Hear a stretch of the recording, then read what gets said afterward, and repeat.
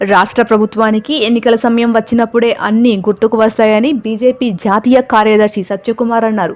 ఎల్బీనగర్లో Telangana dentist association ఆధ్వర్యంలో సమావేశం నిర్వహించారు. ముఖ్య అతిథులుగా బీజేపీ జాతీయ కార్యదర్శి సత్యకుమార్, ఎమ్మెల్సీ రామచంద్రరావు హాజరయ్యారు. ఈ సందర్భంగా సత్యకుమార్ మాట్లాడుతూ కేంద్ర ప్రభుత్వం ప్రవేశపెట్టిన బస్తీ దవాఖానాను రాష్ట్ర ప్రభుత్వం ప్రచారం చేస్తుందన్నారు. రాష్ట్ర ప్రభుత్వం కేవలం స్థలం మాత్రమే కేటాయించిందన్నారు. కేసీఆర్ కేంద్ర నిధులను దారి మళ్లిస్తున్నాడని పేర్కొన్నారు. రాష్ట్రంలో డాక్టర్లకు, లాయర్లకు రక్షణ కరువైందని ఆయన ఈ సందర్భంగా తెలియజేశారు. ఎమ్మెల్సీగా రామచంద్రరావును మరోసారి గెలిపించాలని కోరారు. ప్రతి విషయంలో అవినీతి పెరిగిపోయిందని, రాష్ట్రం విడిపోయే నాటికి మిగులు బడ్జెట్ ఉంటే ఇప్పుడు మొత్తం అప్పుల తెలంగాణగా మార్చారన్నారు. జీడీపీ, జీఎస్టీ గురించి మాట్లాడే అర్హత టీఆర్ఎస్ పార్టీకి లేదన్నారు. కేటీఆర్ అవగాహన రాహిత్యంగా మాట్లాడుతున్నారని, టీఆర్ఎస్ పార్టీ ఎమ్మెల్సీ ఎన్నికల్లో మళ్లీ మభ్యపెట్టడానికి ముందుకు వస్తున్నారని తెలిపారు. టీఆర్ఎస్ ప్రభుత్వం చేసిన అభివృద్ధి ఏంటో చూపించాలన్నారు. ఈ కార్యక్రమంలో కార్పొరేటర్లు ఆకుల శ్రీవాణి, రాధా ధీరజ్ రెడ్డి, పవన్ కుమార్, డాక్టర్ రవికాంత్, ప్రియాంక పాల్గొన్నారు.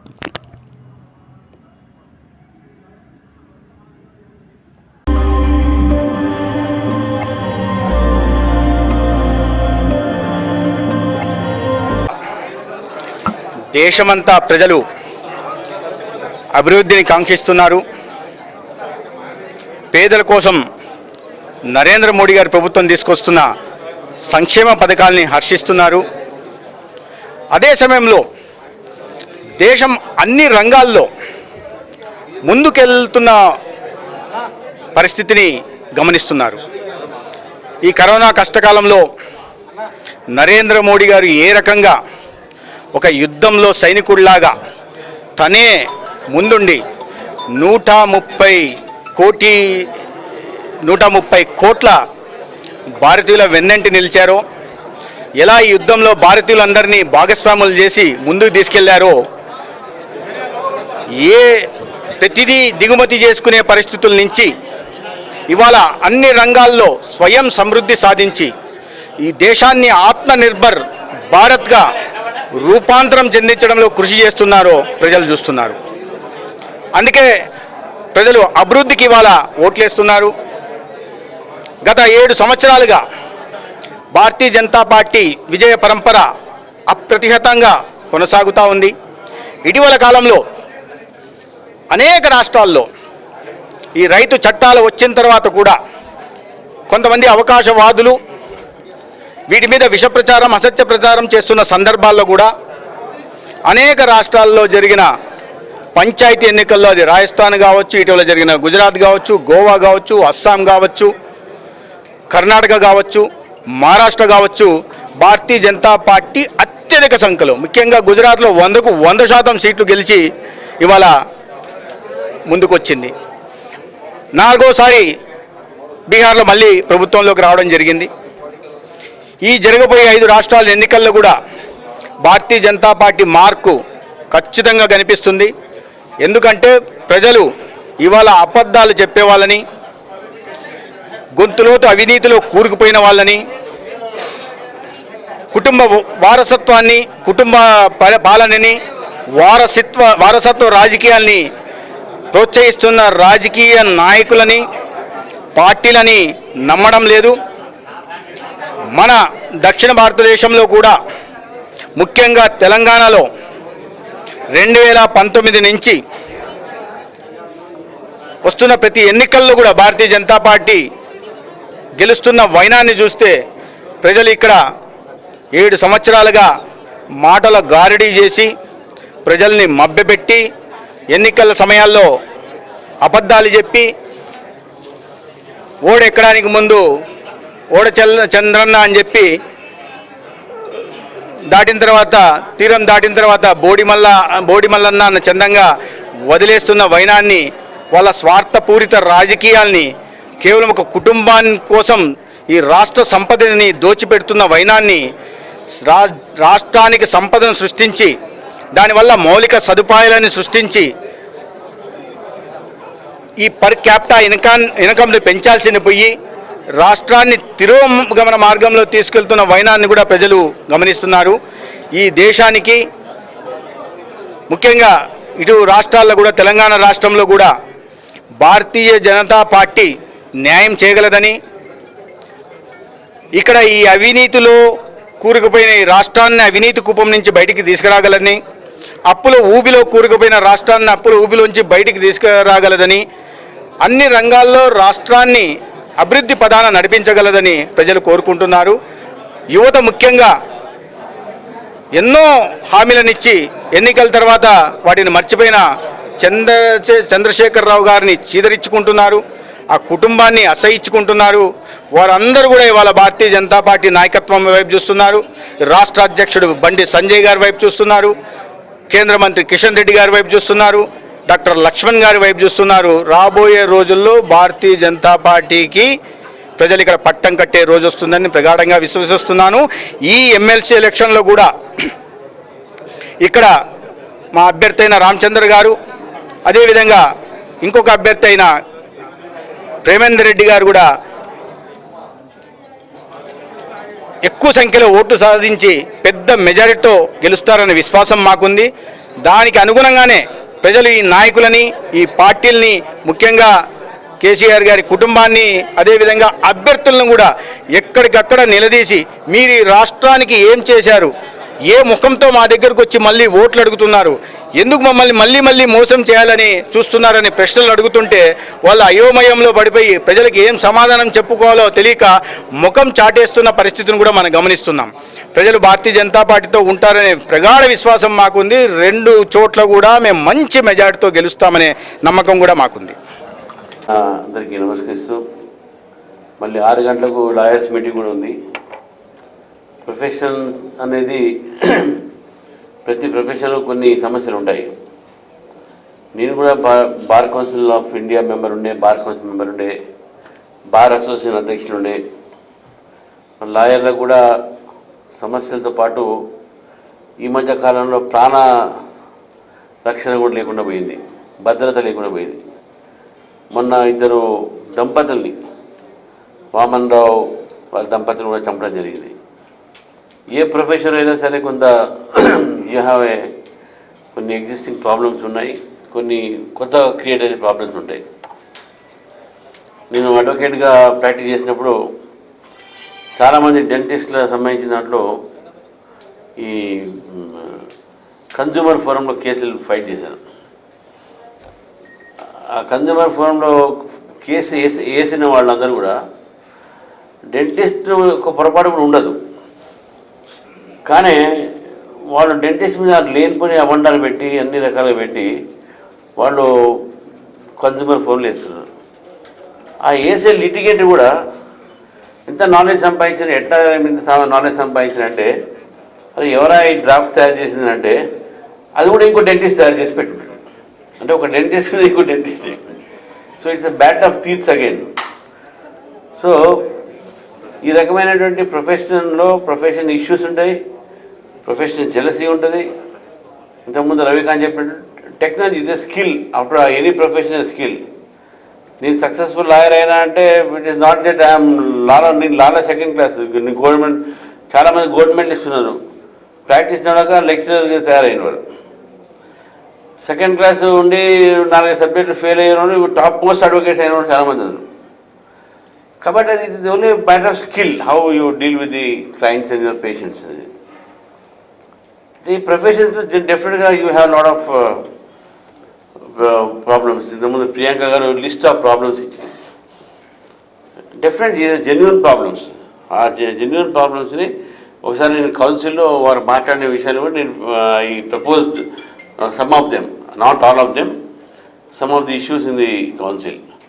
ఆ డెంటల్ కౌన్సిల్ సంబంధించిన కొన్ని ఇష్యూస్ మీద పెట్టారు.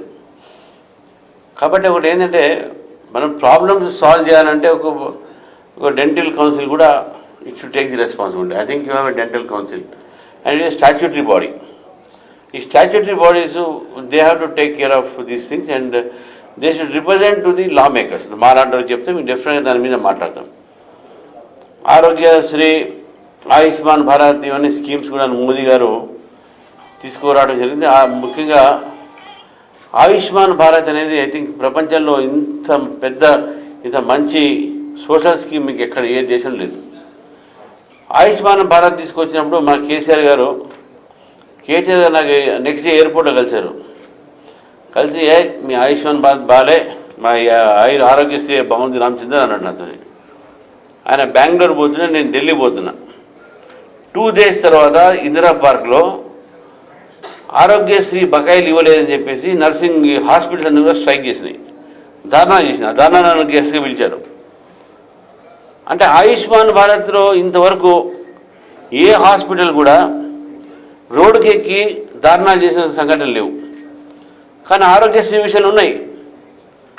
అంటే ప్రభుత్వం ఒకవైపు ఆయుష్మాన్ భారత్ని అమలుపరచడానికి సిద్ధంగా లేదు, మరోవైపు ఆరోగ్యశ్రీలో బకాయిలు కూడా హాస్పిటల్స్కి క్లియర్ చేయడానికి 2000 crores ఈరోజు they are due to the hospitals.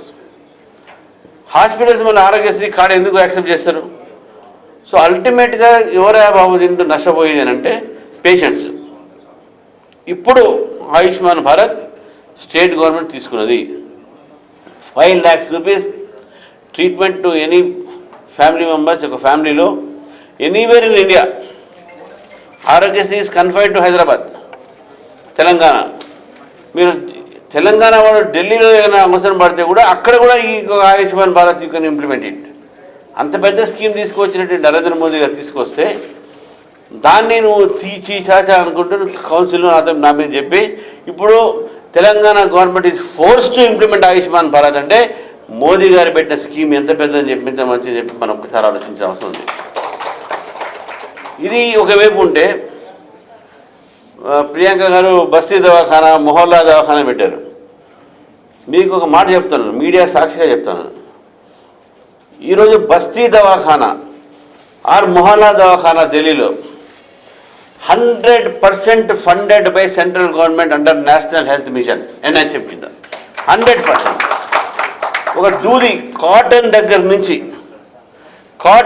నుంచి సూది ఇంగ్రీడియంట్స్ వరకు, ఫార్మసికల్ ఎక్విప్మెంట్ దగ్గర నుంచి ఫార్మసీ వరకు, డాక్టర్స్ దగ్గర నుంచి అక్కడ పనిచేసినటువంటి ఒక కంపౌండర్ కానీ నర్స్ వరకు every pie is paid by central government of India under national health machine.